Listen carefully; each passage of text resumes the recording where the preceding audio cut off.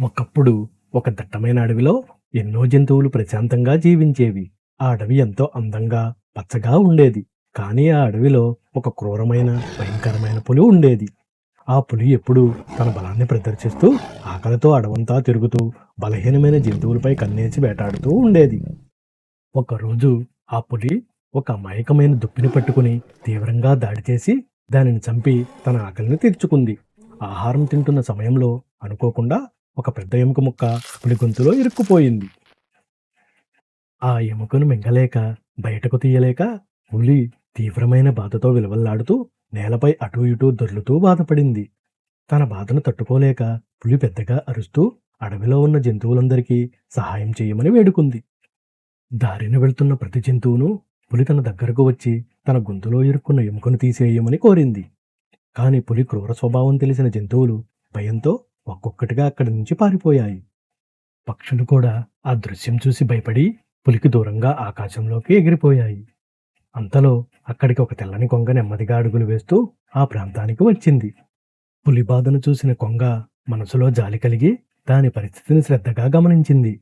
ఈ పులి నిజంగానే బాధపడుతుందని భావించిన కొంగ సహాయం చేస్తే మంచిదని అమాయకంగా నిర్ణయించుకుంది. కొంగ ధైర్యంగా పులి దగ్గరికి వెళ్ళి తన నోరు తెరిచి ఉంచమని శాంతంగా చెప్పింది. పులి కొంగ మాటలు నమ్మి తన నోరు పెద్దగా తెరిచి నిశ్చలంగా నిలబడింది. కొంగ చాలా జాగ్రత్తగా తన పొడవాటి ముక్కును పులి నోట్లోకి దించి ఎముకను వెతకడం ప్రారంభించింది. చాలా శ్రమతో కొంగ ఎముక ముక్కను పులి గొంతులో నుంచి బయటకు తీసింది. ఎముక ముక్క బయటకు రావడంతో పులి ఊపిరి పీల్చుకుని తన బాధ నుంచి పూర్తిగా ఊరట పొందింది. పులి ఆనందంతో కొంగను మెచ్చుకుని, "నువ్వు నాకు చాలా సహాయం చేశావు" అని మాటలతో చెప్పింది. అందుకు కొంగ, "ఇంత పెద్ద ఉపకారానికి ఒక్క మాటేనా?" అని అమాయకంగా ప్రశ్నించింది. కొంగ అమాయకత్వాన్ని చూసిన పులి ఎగతాళిగా నవ్వుతూ తన అసలైన స్వభావాన్ని చూపింది. "నా నోట్లో నీ తల పెట్టావు, అయినా నిన్ను వదిలేశాను" అంటూ పులి గర్వంగా మాట్లాడింది. "లేకపోతే నిన్ను అక్కడికక్కడే తినేసేవాడిని" అని పులి బెదిరింపుగా చెప్పింది.